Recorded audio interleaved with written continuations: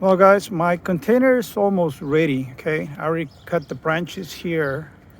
The branches that were like sticking up on top of the container. You can see this avocado tree is a shame, but I had to cut a lot of branches here that were on top of the container.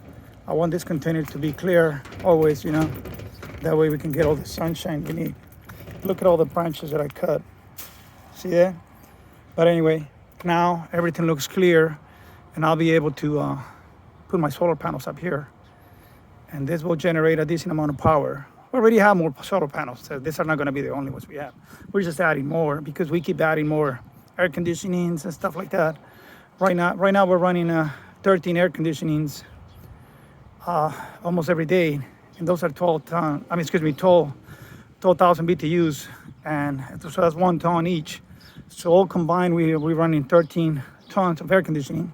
We're planning to add more. That's why we're adding more solar panels, because we need power on every single day. We have batteries to store our power, but we need power every single day, and we need power even if it's on a cloudy day, rainy day. We need power. And as you guys know, solar panels actually generate power on cloudy days or rainy days, as long as it's daylight. Okay, as long as there's a daylight, they'll generate power. They won't generate a lot like on a sunny day, but that's the reason we're adding more panels. We have enough power for our batteries to be using our stuff during the cloudy days or rainy days, and we'll have enough charge for the nighttime for our batteries. So, because running that many air conditionings, you really need a lot of power.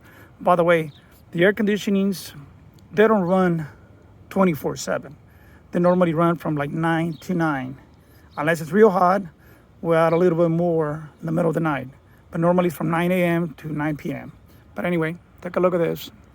So this is all clean and ready to start putting more solar panels. I'll keep showing you guys the progress. That's going to be another video, okay? Because we're going to be making another video after we install the panels. That way you guys can see how everything looks like. And like I said, it's real simple. It's a real simple installation. It's not something complicated. It's just going to be some L-shaped brackets that we're going to be screwing to the panels, and the brackets are going to be, we're going to weld the brackets to the container. That way we're not drilling holes. We're not planning to drill any holes. We're just going to do welding. Okay, guys? So anyway, that's what we're doing. So I'm going to stop this video, and I'll keep going on the next one. Okay, on the next one, that's going to be the third video, and I'm probably going to show you the panels already all connected and everything and working.